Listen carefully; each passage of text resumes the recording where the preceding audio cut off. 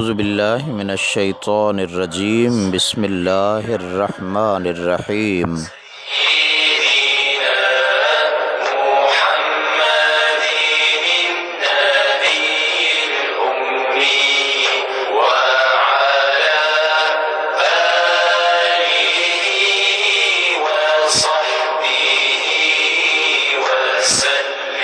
जोड़े जोड़ जहान जी जॾहिं जोड़ियाई ख़ावंद ख़ास ख़ल्क़े मुहम्मद मुकाई।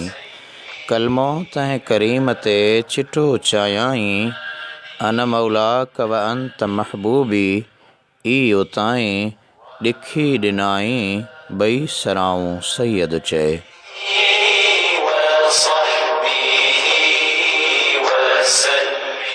दीन इस्लाम जी हक़ीक़ी प्रचार ऐं आलम इंसानियत जी हिदायत लाइ नाज़ुल कयल कलाम इलाही जे सिंधी तर्जुमे ऐं तफ़सीर जे प्रोग्राम सईं राह में ॾेही तोड़े परॾेही ॿुधंदड़नि खे अस्सलामु अलैकुम वरहमतुल्लाहि वबरकातुहू।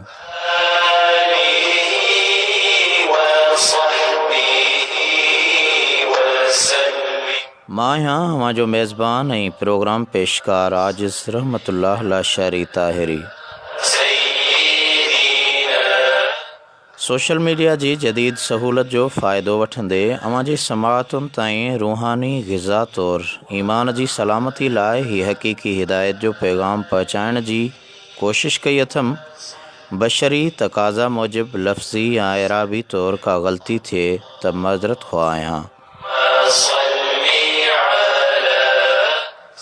असांजी सिंध धरतीअ जे हिन माए नाज़ ऐं बेबाक आलिम सुल्तानुल मुफ़स्सिरीन हज़रत अल्लामा अलहाज मोहम्मद इदरीस डाहिरी ताहिरी बख्शी क़ादरी नक्शबंदी शाज़ली उवैसी दामत बरकातुहुल आलिया जे लिखियल सिंधी तर्जुमे ऐं तफ़सीर अहसनुल बयान फ़ी तफ़सीरुल क़ुरान जो जामे पैगाम अव्हां ताईं पहुचाइण जी कोशिश करियां थो। इन दुआ सां त अल्लाह करीम मुंहिंजो ॿुधाइण ऐं अव्हां जो ॿुधणु पंहिंजी बारगाह इलाही में मक़बूल ऐं मंज़ूर फ़रमाए।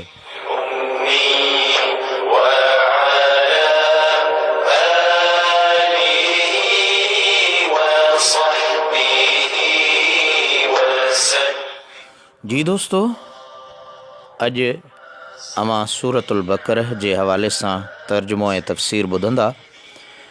सूरतुल बक़रह जो शुरूआत में अवां खे तारुफ़ करायां ऐं तारुफ़ खां पोइ उन सूरत सगोरीअ जी फ़ज़ीलत जे हवाले सां अवां खे कुझु ॿुधाईंदुसि। उन खां पोइ पाण सूरत जी तिलावत शुरू कंदासीं। उन जो तर्जुमो ऐं तफ़सीर जेतिरो अल्लाह पाक घुरियो मुक़ररु वक़्त जे अंदरि इंशा अल्लाह ताला अव्हां जे समाअतुनि ताईं पहुचाइण जी कोशिश करियां पियो।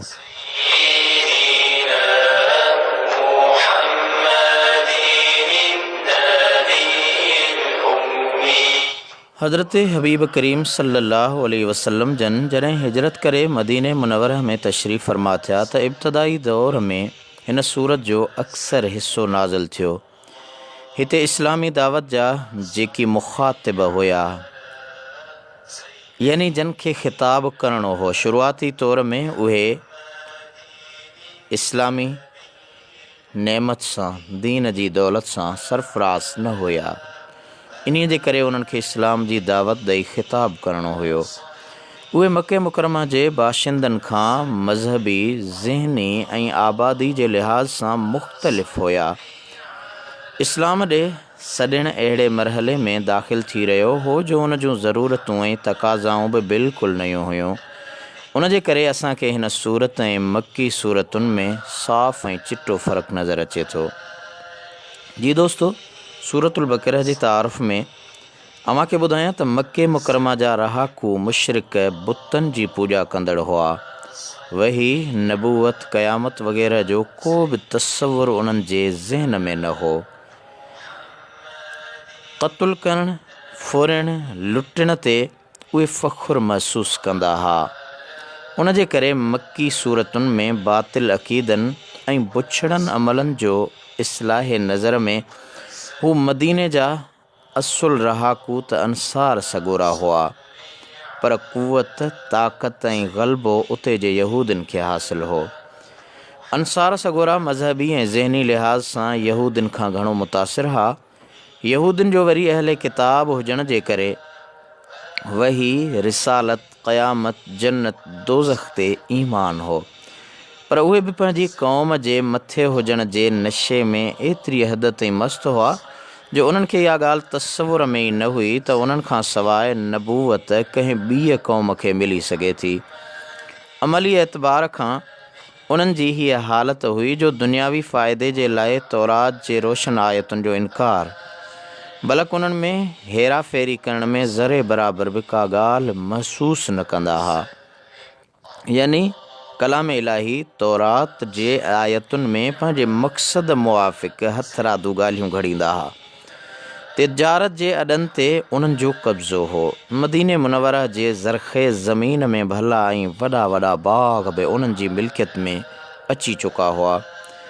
इल्म ऐं ॼाण में बि उन्हनि सां कंहिंजी का निस्बत न हुई, आइनी तौर ते न, पर अमली तौर मदीने मुनव्वरा में हुकूमत यहूदियुनि जी हुई।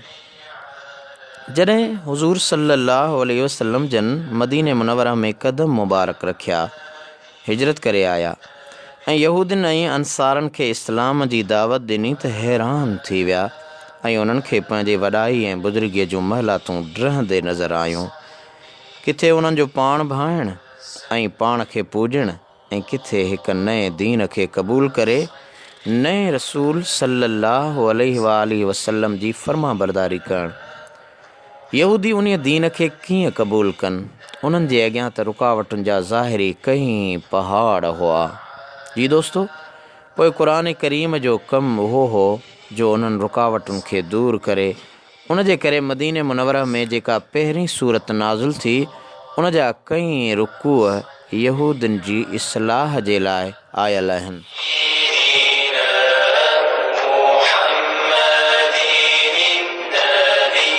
दोस्तों, सूरह बक़रह जो तारुफ़ पियो पहिरीं अव्हांखे करायां। हाणे उन सूरत हाल खे जॾहिं पाण ॾिसूं था त ॿी नई सूरत हाल जंहिंसां मदीने मुनव्वरा में इस्लाम जो वास्तो पियो, उहा हीअ हुई त जॾहिं अंसारनि जी अक्सरियत इस्लाम क़बूल कयो ऐं मके मुकरमा मां मुस्लमान हिजरत करे मदीने में आया त इस्लाम सिर्फ़ु जुदा जुदा फ़र्दनि जो न, पर हिकु वॾी जमायत जो मज़हब बणिजी वियो ऐं क़ौम बि अहिड़ी जिन में तरक़ीअ जूं कई सलाहियतूं उभरी रहियूं हुयूं।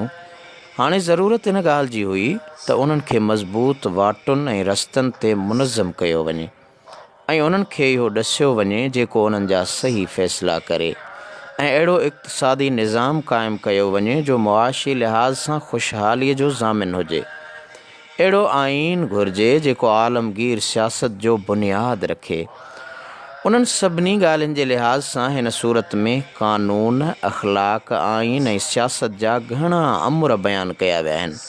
हिन सूरत में उन्हनि ॻाल्हियुनि सां गॾु जिहाद जो मुक़ररु करण बि बयानु थियल आहे ऐं उन वक़्तु इस्लाम खे ज़ाहिरी तरह मञणु ऐं अंदर में न मञण वारा मुनाफ़िक़ बि वजूद में आया हुआ, उन्हनि जी हालत बि बयानु थियल आहे। हज़रत अब्दुल्लाह बिन मसूद रज़ी अल्लाह ताला अन्हु खां रवायत आहे त हिन सूरत जूं आख़िरी आयतूं यानी आमन रसूल खां वठी करे ऐं आख़िर ताईं मेराज वारी राति उन वक़्तु नाज़ुल थियूं हुयूं जॾहिं मुंहिंजा हबीब सुहिणा हुज़ूर सल्लल्लाहु अलैहि वसल्लम जन सिदरतुल मुंतहा वटि पहुता हुआ।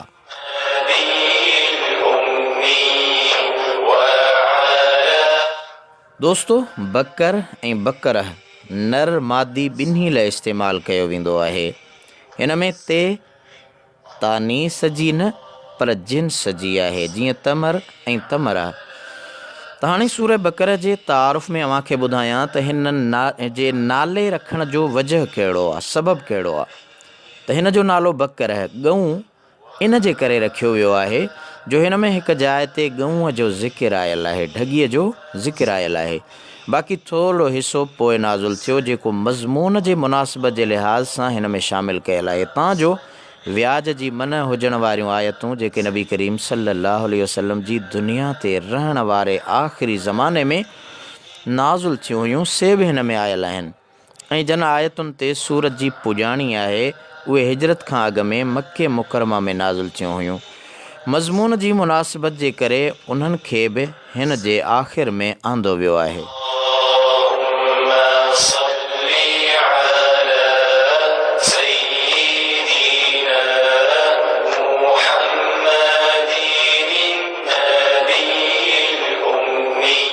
दोस्तों सूरह बकरह हिन में कुल 40 रुकूं 286 आयतूं 6221 कलमा 25500 हरफ आहिनि। हाणे हिन सूरत जे पढ़ण जी फज़ीलत ऐं फ़ाइदा अव्हांखे ॿुधायां पियो।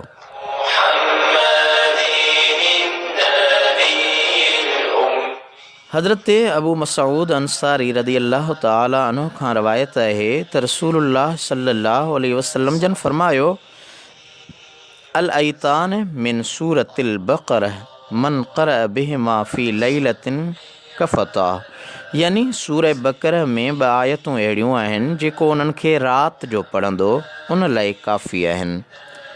बग़वी पंहिंजी सनद सां हज़रत नुमान बिन बशीर रदी अल्लाह ताला अन्हु खां रवायत आंदी आहे त हुज़ूर सल्लल्लाहु अलैहि वसल्लम जन फरमायो, इन्न अल्लाह तबारक व तआला कतब किताबन क़ब्ल अन यख़्लुक़ अस्समावाति वल अर्द बिअल्फ़ आमिन अनज़ल मिन्हु आयतैन ख़तम बिहिमा सूरतल बक़रह फ़ला तक़रऊन फ़ी दारिन सलास लयालिन फ़यक़रबहा शैतान, यानी अल्लाह ताला आसमाननि ऐं ज़मीनुनि जे पैदा करण खां 2000 साल अॻु 2000 साल अॻु में हिकु किताब लिखियो। हे हुज़ूर था फरमाइनि। दोस्तो ॾिसो मुंहिंजे महबूब आका जो इल्मु ऐं निगाह करम। हुज़ूर फरमायो त अल्लाह ताला आसमाननि ऐं ज़मीन जे पैदा करण खां बि 2000 साल अॻु में हिकु किताब लिखियो। उन मां 2 आयतूं लाहे उन्हनि सां सूरह बकरह खे पूरो कयो अथसि, यानी सूरह बकरह जूं आख़िरी आयतूं उहे उन किताब में लिखियल हुयूं जेके अञा ज़मीन आसमान पैदा न थिया हुआ, उन्हनि जी पैदाइश खां 2000 साल पहिरियां। ऐं कंहिं बि जाइ में 3 रातियूं लगातार उहे आयतूं पढ़ियूं वेंदियूं। मुंहिंजे आका फरमायो त शैतान उन जे वेझो न ईंदो, उन घर में शैतान दाख़िल न थींदो। हज़रत उमर रदी अल्लाह ताला अन्हु हुज़ूर सल्लल्लाहु अलैहि वसल्लम जन खां 12 साल सूरह बकरह जा इसरार। दोस्तो ॾिसो त छा त राज़ आहे। उस्ताद मुहम्मद रसूलुल्लाह सल्लल्लाहु अलैहि वसल्लम हुजे ऐं शागिर्द उमर फ़ारूक जहिड़ो आदिल मुनसिफ़ इंसान हुजे त छा मदरसो आहे, छा दर्स आहे त हुज़ूर सल्लल्लाहु अलैहि वसल्लम जन वटि सिर्फ़ु हिन हिकिड़ी सूरत जे लाइ सैयदना उमर फ़ारूक रदी अल्लाह ताला अन्हु जन 12 साल पढ़िया हिकिड़ी सूरत ऐं उन जा इसरार हिकमतूं ऐं नुक़्ता सिखी सूरत पूरी कई हुई। ऐं जंहिं ॾींहुं सूरत ख़तमु कयईं, सिखी मुकमल कयईं त उन जी ख़ुशीअ में हिकु उठ कोही असहाबन सगोरन रदी अल्लाह ताला अन्हुम जी दावत कई हुयईं। माण्हुनि पुछियो, ए उमर ही कहिड़ी ख़ुशीअ में आहे? पाण फरमाईं त अॼु 12 सालनि खां पोइ हुज़ूर सल्लल्लाहु अलैहि वसल्लम जन खां मां सूरह बकरह जा इसरार हिकमतूं ऐं नुक़्ता सिखी मुकमल कया आहिनि।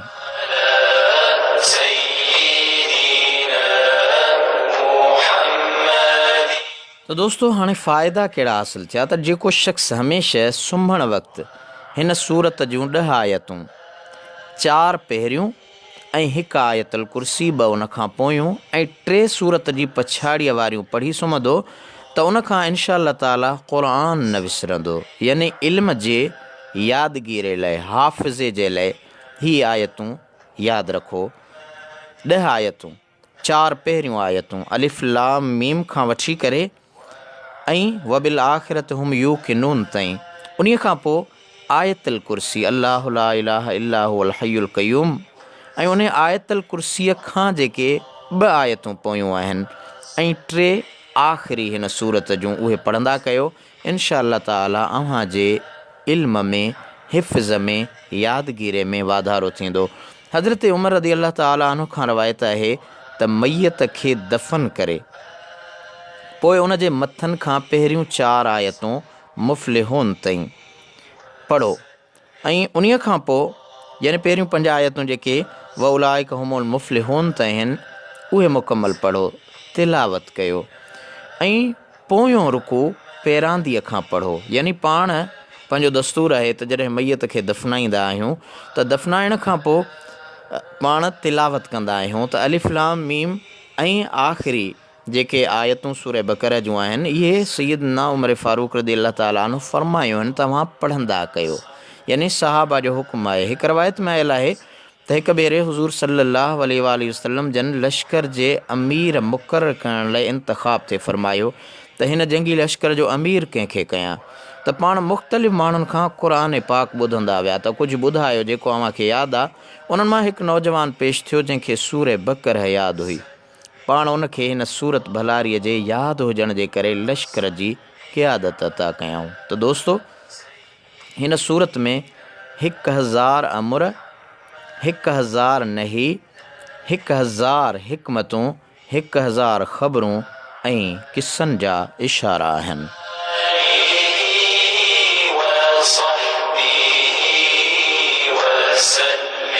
अऊज़ु बिल्लाहि मिनश शैतानिर रजीम, बिस्मिल्लाहिर रहमानिर रहीम।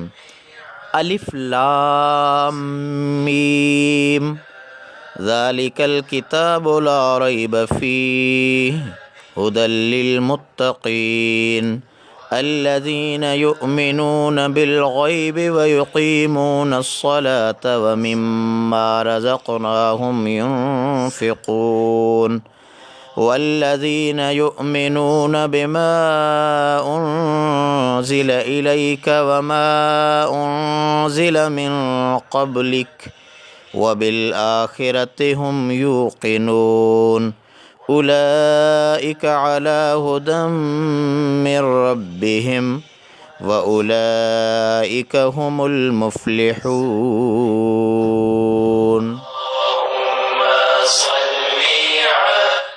अलिफ लाम मीम ही शान वारो किताब, उन में को बि शक न आहे। ही हिदायत आहे परहेज़गारनि लाइ जेकी ईमान आणनि था ग़ैब ते ऐं सही अदा कनि था निमाज़, ऐं उन मां जो रोज़ी ॾिनी असां उन्हनि खे ख़र्च कंदा आहिनि, ऐं जेकी ईमान आणनि था उन ते जो ए हबीब सल्लल्लाहु अलैहि वसल्लम नाज़ुल कयो वियो आहे अव्हां ते, ऐं उन ते जो नाज़ुल कयो वियो आहे अव्हां खां अॻु में, ऐं आख़िरत ते उहे यकीन रखनि था। उहे ई हिदायत ते आहिनि पंहिंजे रब जी तौफ़ीक़ सां, ऐं उहे ई ॿिन्ही जहाननि में कामयाब थींदा। दोस्तो, हाणे तिलावत कयल आयतुनि जो तफ़सीर। अलिफ लाम मीम मुफ़स्सिरनि सगोरनि जा हिननि हर्फ़नि जी सम्झाणीअ में मुख़्तलिफ़ क़ौल ऐं ख़्याल आहिनि। क़तादा ऐं मुजाहिद खां रवायत आहे त अलिफ लाम मीम क़ुरान पाक जो नालो आहे, ऐं वकी अब्द बिन हमीद, इब्न जरीर, इब्नुल मंज़िर, इब्न अबी हातिम ऐं नहास मुख़्तलिफ़ रवायतुनि सां हज़रत अब्दुल्लाह बिन अब्बास रज़ियल्लाहु ताला अन्हुमा खां आंदो आहे त अलिफ लाम मीम जी माना आहे अनल्लाहु अअलम, आऊं अल्लाह वधीक ॼाणंदड़ आहियां।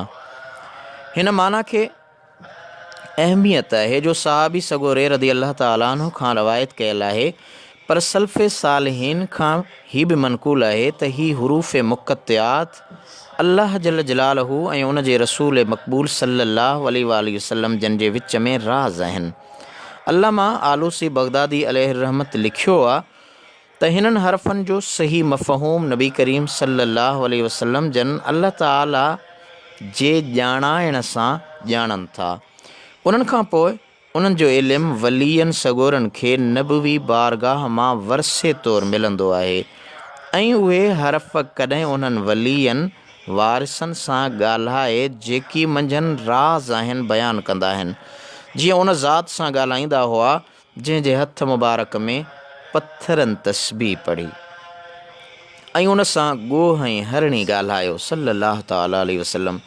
जीअं इहा रवायत असांजे ॾाॾनि अहल बैत सगोरनि रज़ियल्लाहु ताला अन्हुम खां सही तरह सां साबित आहे। बल्कि जॾहिं बानो नफ़िलनि जे ज़रिए हासिलु थींदड़ रूहानी वण मां क़ुर्ब जा मेवा चूंडींदो आहे त अल्लाह ताला जे इल्म सां जंहिंखां को ज़रो बि ज़मीन ऐं आसमान में लिकल न आहे, इन्हनि हर्फ़नि जे राज़नि खे ॼाणंदो आहे। त दोस्तो, हाणे अचूं था ज़ालिकल किताब। ज़ालिकल किताब में ज़ालिक इस्म इशारो आहे, जंहिंसां घणो करे परे वारी शइ ॾे इशारो कयो वेंदो आहे, पर उन सां अहिड़ी शइ ॾे बि इशारो कयो वेंदो आहे जेके मौजूदु हुजण जे लिहाज़ सां त वेझे आहे, पर शान ऐं मर्तबे जे लिहाज़ सां तमामु घणो मथे बुलंद ऐं बाला आहे। क़ुर करीम बि मर्तबे जे लिहाज़ सां घणो बुलंद ऐं बाला आहे, उन जे करे उन ॾांहुं ज़ालिक जो इशारो कयो वियो आहे। मगर जॾहिं त क़ुर पाक असांजे अखियुनि जे अॻियां ऐं हथनि में मौजूदु या दिलि में यादि आहे, उन जे करे तर्जुमे में ज़ालिकल किताब जी माना ही शान वारो किताब कई वई आहे।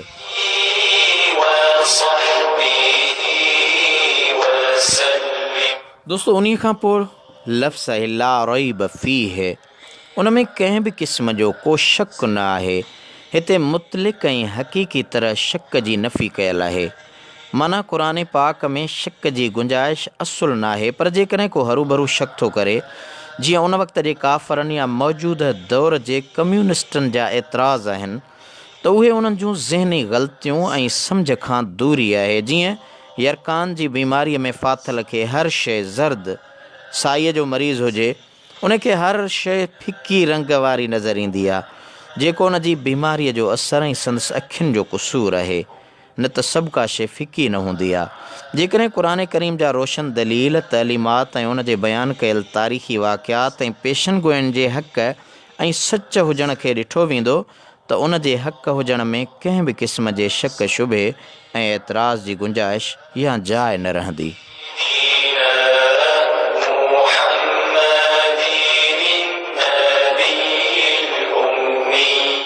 दोस्तो, हाणे लफ़्ज़ आहे हुदल लिल मुत्तक़ीन, परहेज़गारनि लाइ हिदायत आहे।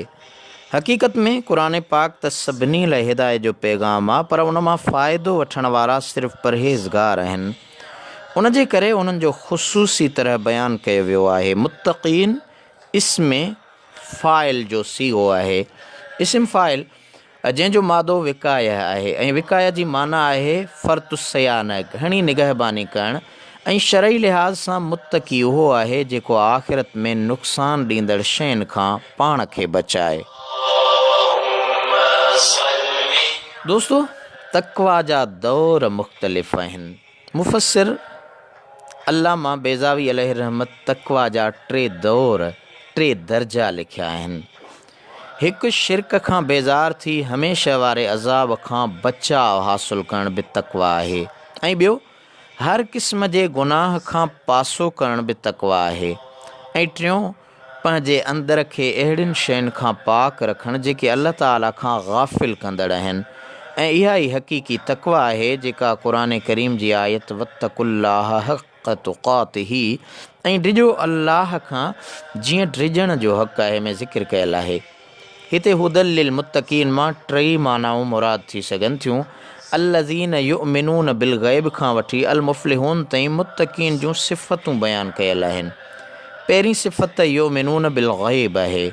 युमिनून जम जो सीगो ईमान खां वरितल आहे। ईमान जी लुग़वी माना आहे मुतलिक़ तस्दीक़, सचो करणु, ऐं शरई इस्तिलाह में ईमान उन्हनि ॻाल्हियुनि जी तस्दीक़ करण खे चइबो आहे जेके मुहम्मदी सल्लल्लाहु अलैहि वसल्लम दीन में ज़रूरी आहिनि, जीअं तौहीद, नबूअत, क़ब्रुनि मां उथण ऐं क़यामत जो अक़ीदो वग़ैरह। ग़ैब मस्दर आहे जंहिंखे मुबालगे जे लाइ सिफ़त जो सीगो करे आंदो वियो आहे, ऐं हिते उन मां मुराद उहा लिकल शइ आहे जंहिंखे ज़ाहिरी अकुल ऐं हिस सम्झी न सघे। दोस्तो, क़ुर करीम जो तर्जुमो ऐं तफ़सीर हसनुल बयान अव्हांखे ॿुधायां पियो। सूरतुल बक़रह जूं इब्तिदाई आयतूं ज़िक्र थी रहियो आहे।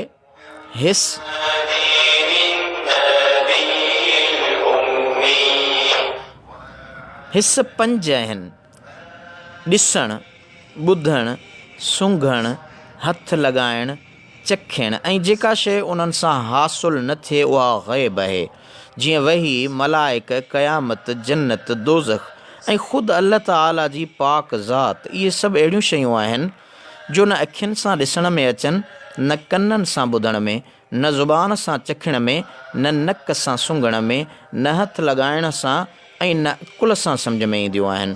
उन्हनि खे ग़ैब ऐं उन्हनि जे इल्म खे इल्म ग़ैब सॾियो वेंदो आहे। उन्हनि जे ॼाणण जो सिर्फ़ु हिकु ज़रियो आहे ऐं उहो नबी पाक सल्लल्लाहु अलैहि वसल्लम जन जी ज़ाते गिरामी आहे। संदन प्यारी ऐं पाक ज़ुबान हक़ जी तर्जुमान खां, यानी जेको हक़ीक़ी तर्जुमान आहे, जेको ज़ाहिर थिए इंसान जो उन ते यकीन महकुम ऐं अक़ीदो पको आहे। उन ग़ाइबाना ईमान खे तक़वा जो पहिरियों शर्त करार ॾिनो वियो आहे। उन्हनि शयुनि खां सवाइ इस्लामी शरीयत जा उहे अहकाम जन जे हिकमतुनि सम्झण खां अकुल शुरू खां ई कासिर रहियो आहे, या उहे इर्शादात जेके ज़ाहिर में उन जे ज़ाती या जमायती या वतनी नफ़े जे ख़िलाफ़ हूंदा आहिनि, अहिड़नि हुक्मनि खे तस्लीम करण बि ईमान बिल ग़ैब में दाख़िल आहे। त दोस्तो, मोमिन उहो आहे जेको हुज़ूर सल्लल्लाहु ताला अलैहि वसल्लम जन जी ॿुधायल हर शइ खे सचो ॼाणे ऐं उन जे हुक्मनि खे नफ़ो ॾींदड़ ऐं मुफ़ीद हुजण ते एतिरो यकीन रखे जो केतिरनि रुकावटुनि जे बावजूद बि उन्हनि खे अमली जामो पहिराइण लाइ तयारु हुजे। ऐं हमेशह ॾिठो वियो आहे त जेसिताईं कंहिंखे एतमाद ऐं इताअत जो ही मुक़ाम हासिलु न आहे, तेसिताईं उहो क़ुरान पाक जे हिदायतुनि मां को बि फ़ाइदो वठी न सघंदो, बल्कि बेयकीनीअ में ऐं ॿुॾ चढ़ जी हीअ कैफ़ियत उन जे सभिनी अमलनि खे बेफ़ाइदो बनाए छॾींदी आहे।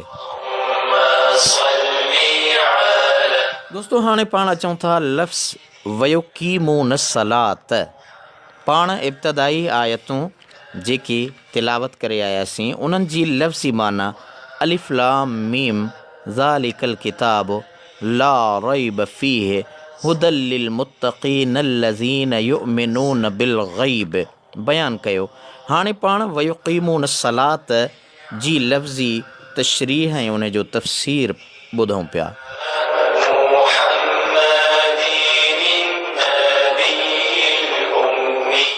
वयुक़ीमून सलात ही मुत्तक़ीन जी ॿी सिफ़त आहे। युक़ीमून जमा जो सीगो इक़ामत खां वरितल आहे। जॾहिं कंहिंखे पूरो पूरो हक़ ॾिनो वेंदो आहे त चयो वेंदो आहे अक़मतु शइ, मूं हिन शइ खे पूरो पूरो हक़ ॾिनो, या युक़ीमून सलात मां मुराद उन ते दवाम ऐं हमेशगी करणु आहे। दोस्तो, निमाज़ क़ाइमु करण मां मुराद आहे निमाज़ खे सभिनी ज़ाहिरी ऐं बातिनी हक़नि सां अदा करणु। आम चवंदा आहिनि बाबा निमाज़ पढ़ो, पर अल्लाह ताला फ़रमाए थो युक़ीमून सलात, निमाज़ क़ाइमु कयो। त आम मुस्लमाननि खे इहा ख़बर न आहे त क़ाइमु करणु कहिड़ी शइ आहे। हाणे अल्लाह ताला ॿुधाए रहियो आहे, तफ़सीर में खोले खोले उलमा असांखे सम्झायो आहे त निमाज़ क़ाइमु करणु हिकिड़ो आहे पढ़णु, ॿियो आहे क़ाइमु करणु। उन मां मुराद आहे निमाज़ खे सभिनी ज़ाहिरी ऐं बातिनी हक़नि सां अदा करणु। ज़ाहिरी हक़ ही आहिनि जो निमाज़ जा सभई अरकान नबवी सुन्नत, यानी हुज़ूर सल्लल्लाहु अलैहि वसल्लम जीअं निमाज़ अदा कई, जीअं निमाज़ पढ़ी, उन जे मुताबिक़ अदा कया वञनि। ऐं बातिनी हक़ ही आहिनि जो निमाज़ी न्याज़ ऐं निवड़त में ॿुॾल हुजे ऐं ख़ुशू ऐं ख़ुज़ू सां गॾु क़ल्बी हुज़ूर अहिड़ो रखे ॼण त अल्लाह ताला जो दीदार करे रहियो आहे। मुस्लिम शरीफ़ में हज़रत उमर बिन ख़त्ताब रज़ी अल्लाह ताला अन्हु जी हिकु डिघी हदीस में आयल आहे त जिब्राईल अलैहिस्सलाम हुज़ूर सल्लल्लाहु ताला अलैहि वसल्लम जन खे अर्ज़ु कयो त अख़बिरनी अनिल इहसान, मूंखे ॿुधायो त इहसान छा आहे। नबी करीम सल्लल्लाहु ताला अलैहि वसल्लम जन जवाब में फ़रमायो त अन तअबुदल्लाह कअन्नक तराहु फ़इन लम तकुन तराहु फ़इन्नहु यराक, यानी अल्लाह ताला जी अहिड़ी तरह इबादत करी ॼण त उन खे ॾिसी पियो, पोइ जेकॾहिं तूं उन खे नथो ॾिसीं त इहो त तोखे ॾिसी रहियो आहे, उहो ख़ालिक मालिक तोखे ॾिसी रहियो आहे। अहिड़े शौक़ ऐं ज़ौक़ सां अदा कयल निमाज़ दीन जो थंभो ऐं मोमिन जो मेराज आहे। जेकॾहिं न त मेरा क़याम बि हिजाब, मेरा सुजूद बि हिजाब। त असलात जी लफ़्ज़ी माना आहे दुआ, ऐं शरई इस्तिलाह में रुकननि वारी निमाज़ खे असलात सॾियो वियो आहे, छो त उन में बि दुआ आहे। निमाज़ इस्लाम जो अहम रुकन ऐं वॾो फ़र्ज़ु आहे, पर अफ़सोस जो मुस्लमान उन मुक़दस फ़र्ज़ खां ग़ाफ़िल ऐं उन जे अदा करण में बिल्कुलु सुस्त ऐं क़ासिर आहिनि। दोस्तो, निमाज़नि जी तारीफ़ अॻियनि किताबनि में बि आयल आहे। जीअं क़ुरान पाक में अल्लाह ताला जो फ़रमान मुक़दस आहे, तराहुम रुकअन सुज्जदन यब्तगून फ़ज़लन मिनल्लाहि व रिदवाना, सीमाहुम फ़ी वुजूहिहिम मिन असरि सुजूद ज़ालिका मसलुहुम फ़ित्तौरात व मसलुहुम फ़िल इंजील। यानी उन्हनि खे रुकू कंदड़ सजदा कंदड़ ॾिसंदो, अल्लाह जे फज़ुल ऐं रज़ा जी तलब था कनि, उन्हनि जे मुंहं में सजदनि जे करे निशान आहिनि। इहो संदन बयानु तौरात में आहे ऐं संदन बयानु इंजील में आहे। नबी करीम सल्लल्लाहु ताला अलैहि वसल्लम जन जे हदीसुनि में निमाज़ न पढ़ंदड़ लाइ सख़्त सज़ाउनि जो ज़िक्र आहे। दोस्तो, सलात जो ज़िक्र, निमाज़ जो ज़िक्र हली रहियो आहे। चाहींदुसि त कुझु हदीसूं बि अव्हां खे ॿुधायां।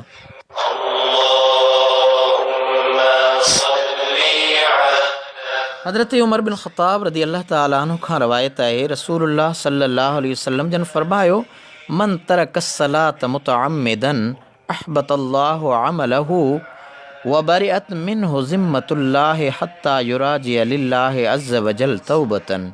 यानी जंहिं शख़्स ॼाणी वाणी निमाज़ छॾी त अल्लाह ताला उन जा सभई अमल बर्बाद करे थो ऐं उनखां अल्लाह ताला जी ज़िम्मेवारी ख़तमु थी वञे थी, तां जो अल्लाह ताला ॾांहुं तौबह सां रुजू करे।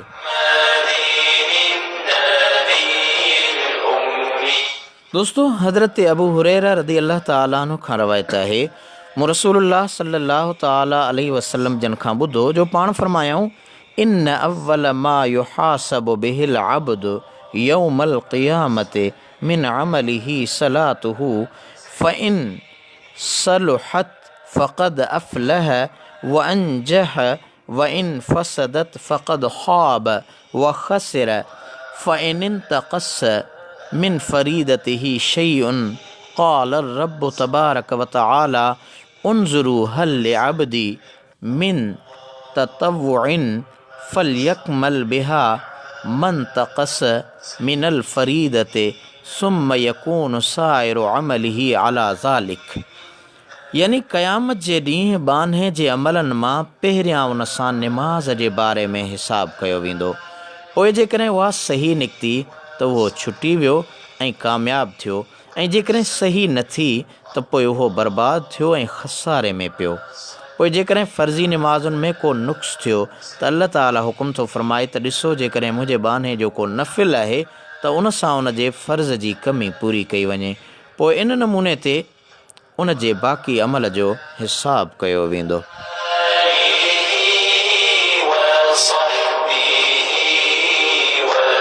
त दोस्तो, सूरह बक़रह जो तर्जुमो ऐं तफ़सीर हसनुल बयान मंझां पाण पंहिंजे इल्मी ॼाण जे लाइ हासिल करे रहिया आहियूं, ॿुधी रहिया आहियूं त हदीस पाक मूं अव्हां खे ॿुधाई पए। हुज़ूर सल्लल्लाहु अलैहि वसल्लम जी हदीस हज़रत अबू दरदा रज़ी अल्लाह ताला अन्हु खां रवायत आहे त रसूलुल्लाह सल्लल्लाहु ताला अलैहि वसल्लम जन फरमायो, मन तरक सलात मुतअम्मिदन फ़क़द हबित अमलुहु। यानी जंहिं ॼाणी वाणी निमाज़ छॾी त संदसि अमल बर्बाद थी विया। यानी हू हज करे थो, उम्रो करे थो, ख़ैरातूं करे थो, रोज़ा रखे थो, ॿिया अमल करे थो, पर निमाज़ नथो पढ़े त मुंहिंजे आका फ़रमायो ॿिया उन जा सभु अमल बर्बाद थी विया, छो त हू ख़ुदा जो फ़र्ज़ु निमाज़ अदा नथो करे। अल्लाह ताला असां खे निमाज़ पढ़ण जी तौफ़ीक़ अता फ़रमाए। दोस्तो, निमाज़ न पढ़ंदड़ जो वईद अव्हां खे ॿुधायुमि। हाणे निमाज़ पढ़ंदड़ लाइ अजुर ऐं सवाबु कहिड़ो आहे, अचो त कुझु हदीसूं अव्हां खे ॿुधायां।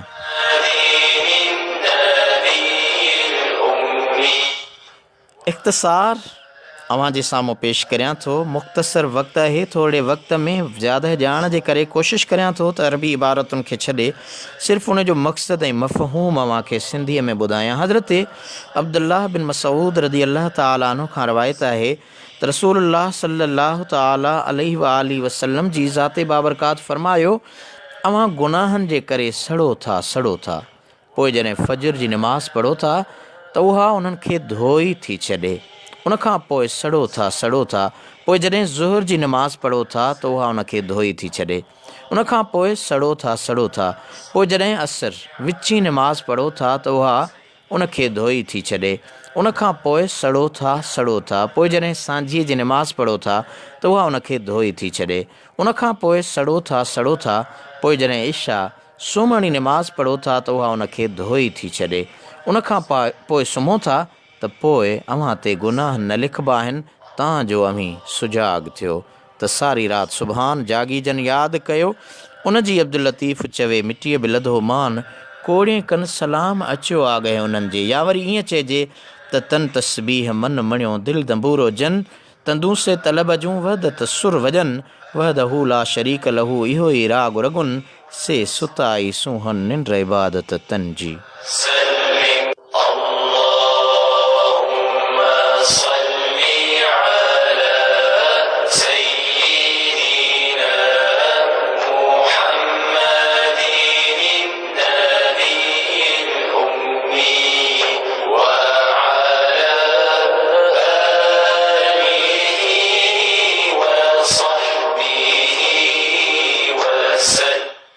दोस्तों, हज़रत अब्दुल्लाह बिन उमर रदी अल्लाह ताला अन्हु खां रवायत है त हुज़ूर सल्लल्लाहु अलैहि वसल्लम जन खां हिकु शख़्स पुछियो त सभिनी खां कहिड़ो अमल अफ़ज़ल आहे।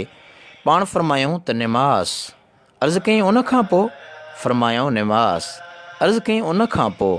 फ़रमायूं निमाज़। टे भेरा सवाल ऐं जवाबु हलियो। अर्ज़ु कयईं उन खां पोइ? फ़रमायूं अल्लाह जे रस्ते में जिहाद करणु। हिन हदीस मां इहो साबित आहे त निमाज़ जिहाद फ़ी सबीलिल्लाह खां बि भली आहे। पोइ अजब आहे उन मुस्लमान सॾाईंदड़ जो जेको अल्लाह ताला जे अहिड़े प्यारे फ़र्ज़ खां गाफ़िल आहे।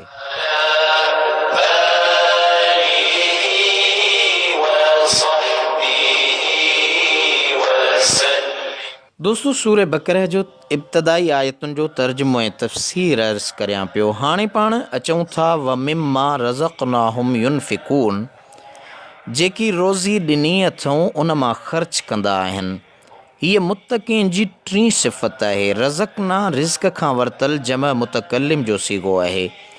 अल्लामा राग़िब अस्फ़हानी अलैहि रहमत जन लिखियो आहे त रिज़्क़ चइबो आहे उन बख़्शिश खे जेका हिकु भेरो जारी थी, दुनियावी हुजे या उख़रवी। अल्लामा रशीद साहब लिखियो आहे त लुग़त में रिज़्क़ जी माना आहे भाङो ऐं बख़्शिश, ऐं हिस्सी ऐं मानवी नसीब ते बि रिज़्क़ ॻाल्हायो वेंदो आहे।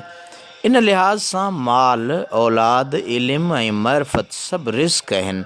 ऐं हिते रिज़्क़ मां मुराद लुग़वी आहे। हिते ॿ ॻाल्हियूं ॿियूं बि साबित थियूं। हिकु त जेका बि नेमत, माल, मर्तबो, इल्मु ऐं इरफ़ान ऐं इज़त कंहिं वटि आहे, उहा सभु अल्लाह ताला जी अता कयल आहे। छो त संदसि फ़रमान आहे रज़क़ना, असां उहो रिज़्क़ ॾिनो अथऊं।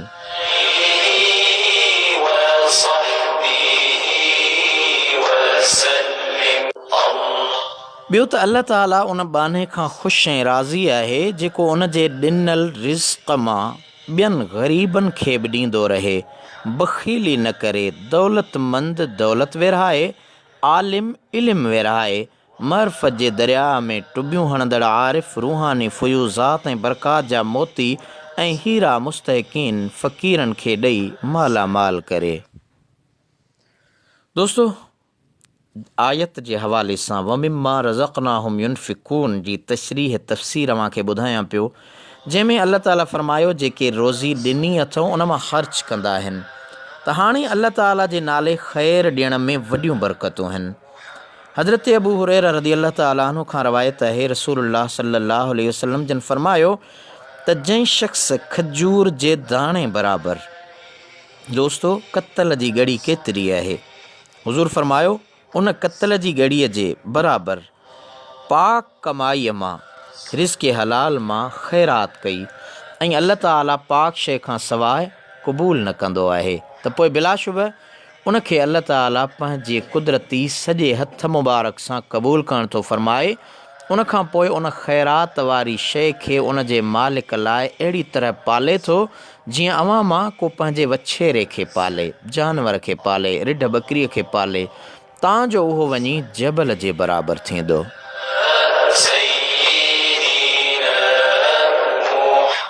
दोस्तों, ॿी हदीस पाक हज़रत अनस रज़ी अल्लाह ताला अन्हु खां रवायत आहे रसूलुल्लाह सल्लल्लाहु अलैहि वसल्लम जन फ़रमायो त ख़ैरात अल्लाह जी कावड़ खे लाहे थी, यानी जेको सदको पाण ॾियूं था उन में रब जी नाराज़गी ख़तमु थिए थी। अल्लाह ताला पंहिंजो फज़ुल करे थो ऐं गॾोगॾु बुछड़े मौत खे टारे थी।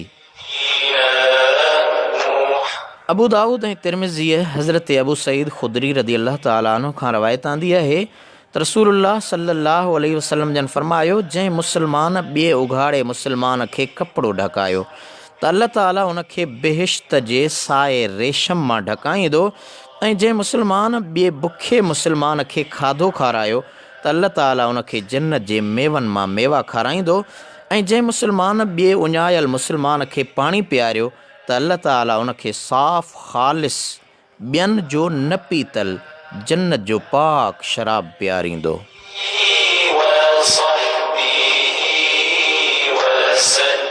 दोस्तो, हाणे वमिम्मा रज़क़नाहुम युनफ़िक़ून ताईं पाण पढ़ियोसीं त फ़ाइदा कहिड़ा थिया उहे मांखे ॿुधायां त जेकॾहिं को माण्हू अल्लाह ताला जे नाले उनजे राज़ी करण लाइ ख़ैरात करे, उनजो सवाब ऐं दर्जो कंहिं वफ़ात कयल मुस्लमान जे रूह जे हवाले करे थो त उहो जाइज़ आहे, ऐं इहो दर्जो उन मरी वियल खे मिले थो। जीअं अबू दाऊद ऐं नसाई हज़रत सअद बिन इबादा रदी अल्लाह ताला अन्हु खां रवायत आंदी आहे त उन नबी करीम सल्लल्लाहु अलैहि वसल्लम जन खे अर्ज़ु कयो त या रसूल अल्लाह सल्लल्लाहु अलैहि वसल्लम, सअद जी माउ वफ़ात कई आहे, पोइ उन जे रूह खे सवाबु पहुचाइण लाइ कहिड़ो सदको भलो आहे?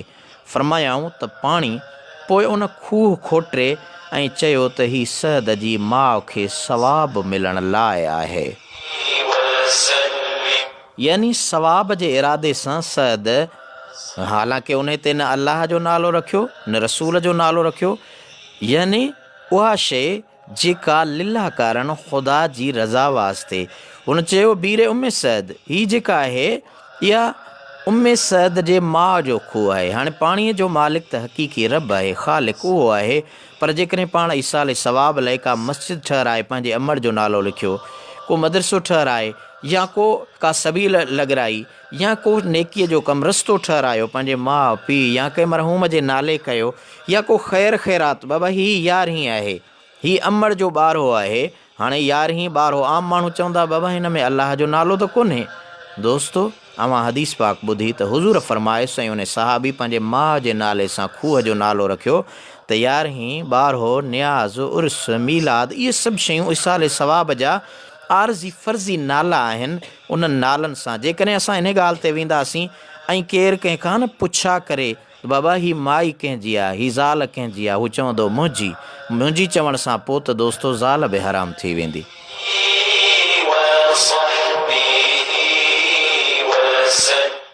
हिन हदीस पाक मां साबित थियो त मरी वियलनि जी नीयत रब पाक जी वाट में ख़ैरात करण जो दस्तूर असहाब किराम में बि जारी हो। सहाबीअ सिर्फ़ु इहो पुछियो त भली ख़ैरात कहिड़ी आहे, ऐं हुज़ूर सरवर काइनात सल्लल्लाहु अलैहि वसल्लम जन उनखे ॿुधायो त भली ख़ैरात पाणी आहे। पाण उन ते को एतिराज़ न कयाऊं त छो थो करीं, उन मां संदन राज़ी हुजणु ऐं उन दर्जे जे मिलण जो सबूत मिले थो। अञा अहम ॻाल्हि जंहिं ते हिन मौजूदा दौर में लठियूं खणी मुस्लमान विढ़नि था उहा हीअ आहे त उन ख़ैरात जी निस्बत ग़ैर ॾे करणु जाइज़ आहे या न। साहबी उन खूह जी वालिदा जे लाइ निस्बत कंदे फ़रमायो त हाज़िही लिउम्मि सअदिन, ही सअद जी माउ लाइ आहे, जंहिंमां साबित थियो त ॿिए ॾे ज़ाहिरी निस्बत करण सां ख़ैरात वारी शइ हराम न थींदी।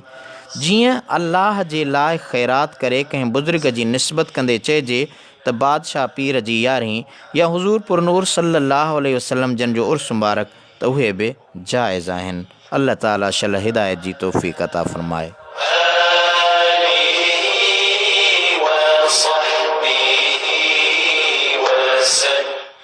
हाणे अॻिते अचूं था तर्जुमे तफ़सीर में। वल्लज़ीन युमिनून बिमा उनज़िल इलैक, मुत्तक़ीन जी चौथीं सिफ़त आहे, यानी मुत्तक़ी उहे आहिनि जेके आसमान मां नाज़िल कयल किताबनि ते ईमान रखनि था। पोइ इहो अव्हां ते नाज़िल कयल आहे या अव्हां खां अॻु में नाज़िल कयल आहे। हिननि लफ़्ज़नि मां ॿ ॻाल्हियूं साबित आहिनि। हिकु त जेके माण्हू इंसानी रुश्त ऐं हिदायत जे लाइ आसमानी वही जा क़ाइल न आहिनि, पर पंहिंजे अकुल खे पंहिंजी रहनुमाई लाइ काफ़ी था सम्झनि, या वही जा क़ाइल आहिनि पर बज़ खे मञनि था ऐं बज़ जो इनकार था कनि, उहे बि क़ुरानी हिदायतुनि मां फ़ाइदो वठी न सघंदा।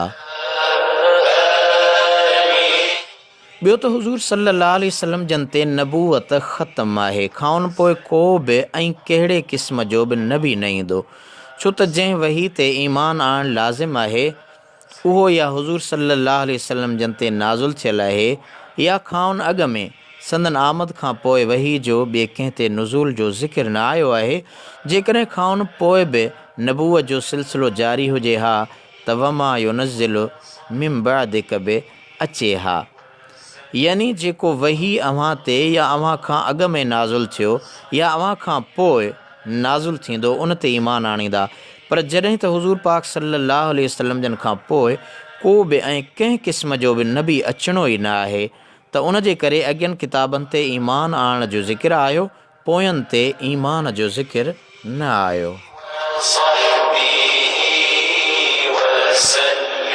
दोस्तो, हिकिड़ो मसइलो पूरी उम्मत मुस्लिम उम्मत मुहम्मदी जो क़ुरान पाक ऐं अहादीस मुतवातिरा जे रोशनीअ में इत्तफ़ाक़ी फ़ैसिलो आहे, मुतफ़िक़ फ़ैसिलो आहे त हर कादियानी मिर्ज़ाई पक्को काफ़र मुर्तद आहे जेको उन्हनि जे अक़ीदे सां मुवाफ़िक़ आहे या उन्हनि खे मुस्लमान थो सम्झे ऐं काफ़र नथो सम्झे उहो बि काफ़र आहे। इन फ़तवा ते हर मुस्लमान खे पक्को रहणु फ़र्ज़ु आहे। बाज़ी माण्हू लालच जे करे या मिटी माइटी या दोस्तीअ जे नातनि खे नज़र में रखंदे चवंदा आहिनि त असीं कादियानी न आहियूं, पर कादियानियुनि खे काफ़र कोन था चऊं, त उहे बि पंहिंजो ईमान विञाए काफ़र थी वेंदा आहिनि। हिन मसइले जी वधीक तहक़ीक़ जे हवाले सां खोड़ सारा किताब आहिनि ऐं ख़ासि करे अल्लामा मोहम्मद इदरीस ज़ाहिरी साहिब जन किताब ख़त्म नबूवत तमामु उन किताब जे अंदरि वॾो बहस कयो आहे, उन खे अव्हां पढ़ी सघो था।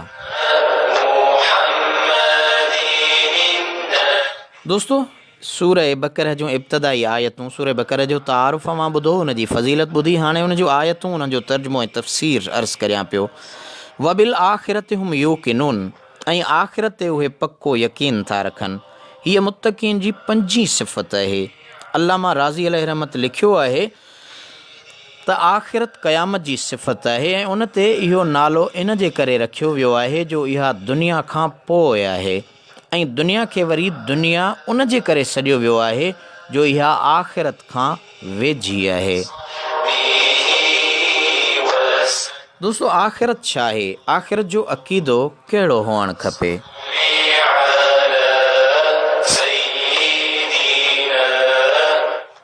इहो अक़ीदो त अल्लाह ताला सभिनी शयुनि खे फ़ना करे ऐं वरी उथारींदो, सभई पंहिंजे अमलनि जो हिसाब ॾींदा वठंदा, इस्लाम जे बुनियादी अक़ीदनि मां आहे।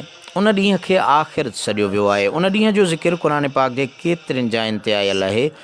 उन जे इनकार करण सां माण्हू इस्लाम खां निकिरी वेंदो।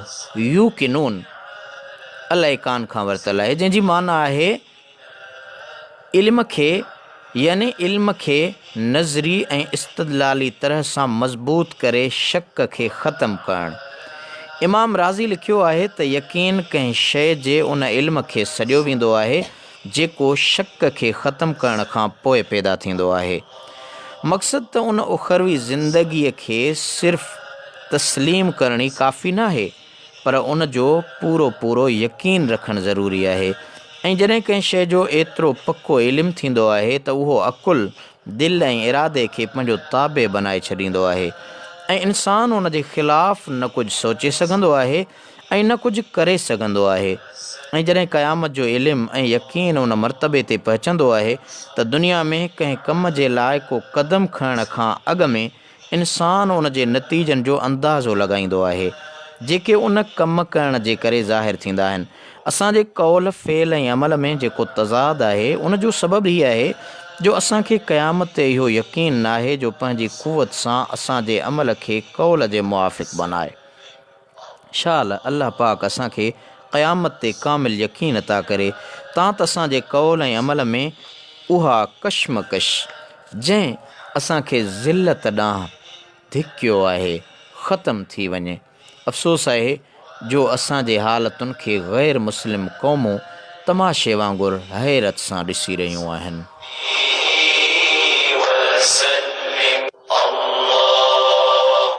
दोस्तो, क़ुरान करीम जो तफ़सीर अहसनुल बयान सूरह बक़रह जूं इब्तिदाई आयतूं अॼु अव्हांखे ॿुधायां पियो। प्रोग्राम सही राह में मां आहियां अवां जो मेज़बान आजिज़ रहमतुल्लाह अला शरी ताहिरी। हाणे पाण अचूं था उलाइक अला हुदम मिर रब्बिहिम व उलाइक हुमुल मुफ़्लिहून।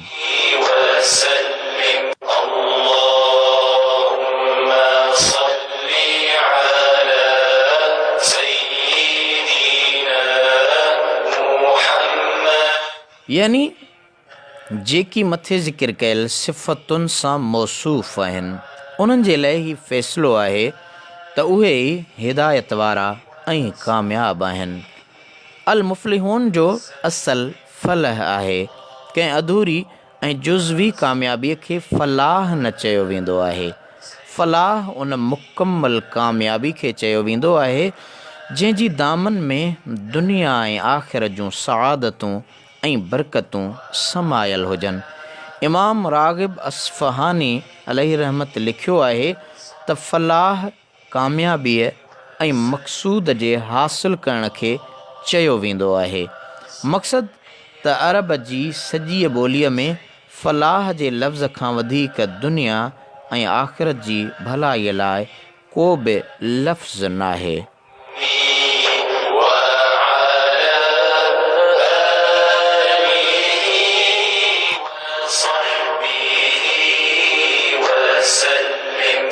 दोस्तों, प्रोग्राम सईं राह जो सफ़र तफ़सीर अहसनुल बयान जे तफ़सीर मंझां अॼु अवां जे साम्हूं सूरतुल बक़रह जूं शुरूआती 5 आयतूं उन्हनि जो तर्जुमो ऐं तफ़सीर अर्ज़ु रखण जी कोशिशि कई अथमि। इन दुआ सां त रब्बे काइनात अज़ वजल असां अवां खे तौफ़ीक़ अता फ़रमाए त असां ऐं अव्हां उन फ़रमान ख़ुदाबंदी अज़ वजल जे मथां अमल कयूं। यकीनन इन्हीअ में ई असांजी बहितरी आहे, इन्हीअ में ई असांजी अव्हां जी भलाई आहे त असीं अल्लाह ताला जे कलाम खे पढ़ूं ॿुधूं। त हिन प्रोग्राम जो इहो सिलसिलो मूं इन्हीअ जे लाइ शुरू कयो आहे त जीअं असां हिन सईं राह जे सफ़र में अल्लाह जो कलाम मुकमल करे सघूं, क़ुर करीम मुकमल करे सघूं। इरादो इहो अथमि ज़िंदगी साथ ॾिनो त इंशा अल्लाह ताला क़ुर करीम जे इन मुकमल तफ़सीर खे हिन प्रोग्राम जे ज़रिए अव्हां ताईं ज़रूरु पहुचाईंदुसि। त इन्हीअ ते हिन वक़्तु हलूं था हमदे ख़ुदाबंदी ॾांहुं ऐं असांजे मोहतरम सिकंदर अली दोदे ताहिरी बलोचिस्तान वारे जो ख़ूबसूरत आवाज़ आहे। अल्लाह साईं तू ही आहे हयो हमेशा जीअण वारो।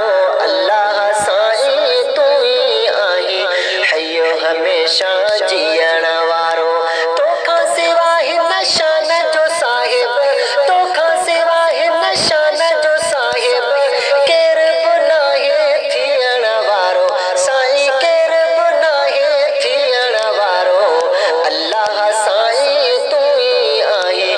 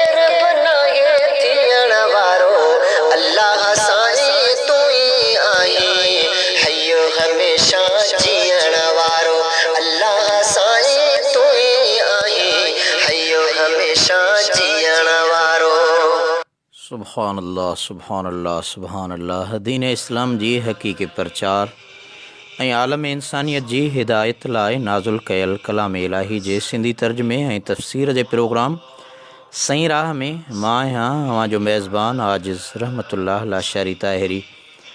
दोस्तो, सोशल मीडिया जे जदीद सहूलत जो फ़ाइदो वठंदे अवां जे समाअतुनि ताईं रूहानी ग़िज़ा तौरु ईमान जी सलामती लाइ ही हक़ीक़ी हिदायत जो पैगाम पहुचाइण जी कोशिश कई अथमि।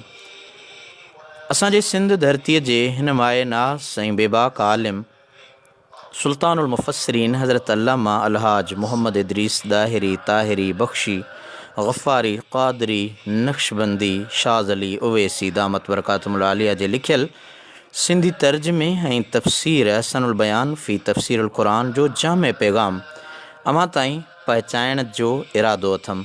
इन दुआ सां त अल्लाह करीम मुंहिंजो ॿुधाइण ऐं अवां जो ॿुधणु पंहिंजे बारगाह इलाही में मक़बूल ऐं मंज़ूर फ़रमाए।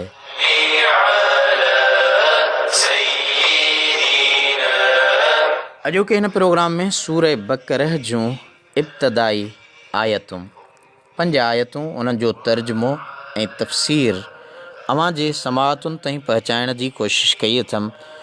सूरह बक़रह जो तारुफ़, सूरह बक़रह जूं फ़ज़ीलतूं, तर्जुमो ऐं तफ़सीर, इन दुआ सां त अल्लाह ताला असां अवां खे वधीक पंहिंजो कलाम पाक पढ़ण ऐं सम्झण जी तौफ़ीक़ अता फ़रमाए।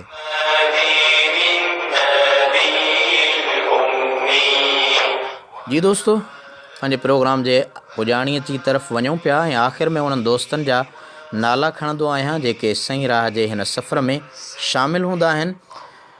मां थोराईंदो आहियां उन्हनि महिरबानी दोस्तनि जो जेके सही राह जे सफ़र में शामिलु थी करे मुंहिंजे प्रोग्राम खे ॿुधाऊं। जोखियो नईम गडाब कराची खां पंहिंजे प्रोग्राम में रोज़ जो बाज़ोक लिसनर गॾु हूंदो आहे। रेडियो लिसनर क्लब झोल जी टीम आहे मीर अकरम टालपुर ऐं उनजा खोड़ सारा दोस्त। ही पूरो नेटवर्क आहे जंहिं नेटवर्क जा दोस्त मुंहिंजे प्रोग्राम खे ॿुधनि था, लाइक कनि था, शेयर कनि था।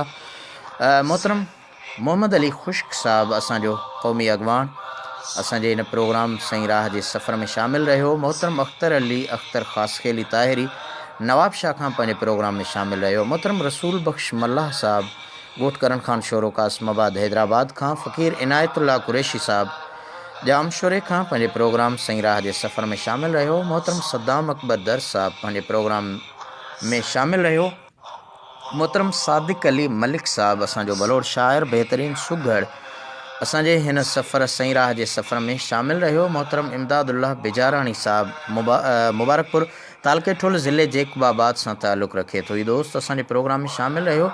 मोहम्मद हनीफ़ पंहिंजे सही राह जे सफ़र में शामिलु रहियो। शमसुद्दीन सोलंकी साहब अयास कॉलोनी मेहर खां पंहिंजे हिन प्रोग्राम में शामिलु रहियो।